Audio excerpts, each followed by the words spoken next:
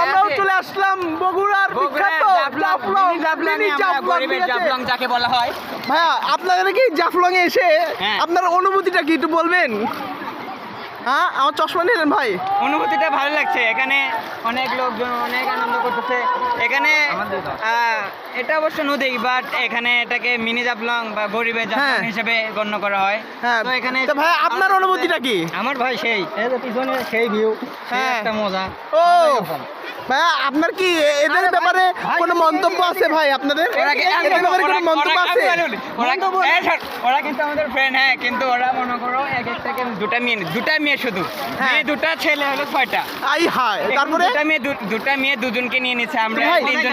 আপনারা এই গরিবের জাফলংটাকে আপনারা আরো কি আগে দেখতে চান? হ্যাঁ, ওদিকে নানা ভিউ আছে, দেখো সুন্দর। হ্যাঁ, আমরা দেখতে পাচ্ছি দর্শক বন্ধুরা যে এখানে অনেক আপনার টুরিস্টরা ঘুরতে আসছে, ঠিক আছে। আর এখানে শুনলাম পরিকল্পনা করেছে এখানে বিভিন্ন ধরনের হোটেল এগুলো খুলবে, কারণ যেহেতু এগুলো হয়ে গেল মিনি জাফলং বগুড়ার বিখ্যাত। আরেকটা মজার বিষয় হচ্ছে, ওই দেখেন একজনের লুঙ্গি গেছে, ঠিক আছে, কল 7